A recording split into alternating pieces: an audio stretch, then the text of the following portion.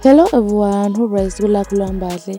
Namhlanje nginiphathela-ke izindaba ezithinta omunye-ke wabaculi bamaskandi abadumile okungumthandeni SK. Njengoba sazi-ke sonke ukuthi emculweni wamaskandi-ke bekukhungathwe-ke yifu elimnyama-ke njengoba kade kudlule yena-ke uSicebi Dlamini-ke. Abaculi-ke bamaskandi-ke abaningi-ke bakukhiphile okungaphathi kubona-ke. Base-ke beveza-ke nobuhlungu-ke akade bebuzwa ngokudlula kwaSicebi Dlamini emhlabeni. Nomthandeni wahamba-ke naye wayabuka Sicebi eMsinga, wayobhonga-ke emswaneni njengoba kudlula uSicebi. Yilapho-ke umthandeni efike waveza khona ukuthi uSicebi wadlula emhlabeni ephoste isithombe sabo bobabili kuma-social media. Umthandeni uthi njengoba uSicebi akhetha ukuphosta yena yingoba-ke bebenobudlelwane obunzima kabi obukwelinye izinga ngoba ubengaphosta nanoma imuphi umculo wamaskandi ongabala mhlawumbe obaHube, kodwa-ke akakwenzanga lokho, ukhethe ukuphosta yena. Leyo nkulumo-ke yamthandeni-ke kwabanye-ke isifiye sengazuthi nje sekuyindlela yokuchoma, indlela nje umthandeni asechoma ngayo ngoba siyamazi ukuthi umthandeni uwumuntu nje obuyachoma. Nanokuthi phela-ke mhlawumbe enye into ebingenza ukuthi amphoste uSicebi yingoba beberekhoda ndawonye, mhlawumbe bekukhona okuzayo besingakulindela okuvela kuyena-ke umthandeni noSicebi. Kungayisona-ke isizathu leso sokuthi agcine emphostile. Kanti naye-ke uNgizwe-ke emngcwabeni ukuvezile ukuthi uSicebi ubebukela kumthandeni-ke ingezwe. Asizizweleni-ke umthandeni-ke echaza ngale post eshiyiwe uSicebi.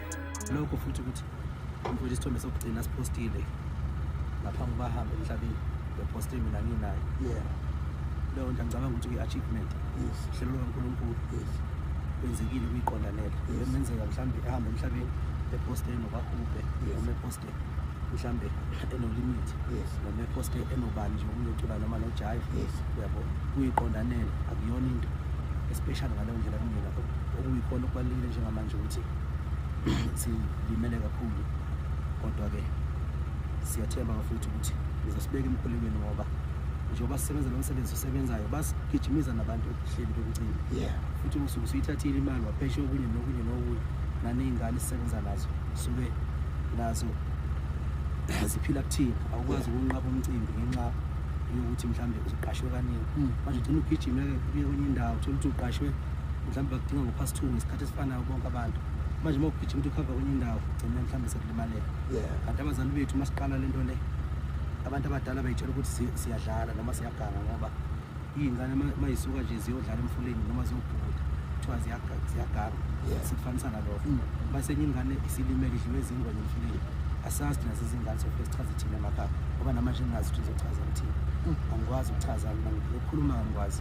Uma ungangibekela mhlawumbe ukudlala noma kuthiwa kuyadlalwa kuyahleka kujatshulwa, kodwa ukukhuluma nje ukuchaza angikwazi. Okay everyone-ke nimzwile-ke yena-ke umthandeni echaza-ke le nto ade sengichazele yona-ke ukuthi uthi ubechoma. So comment down below na ukuthi wena ngabe umbona ekade echoma noma nje ubebeka nje ongaphakathi kuyena.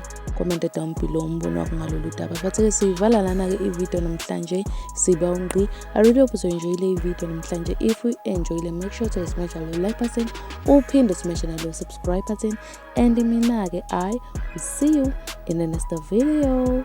Bye.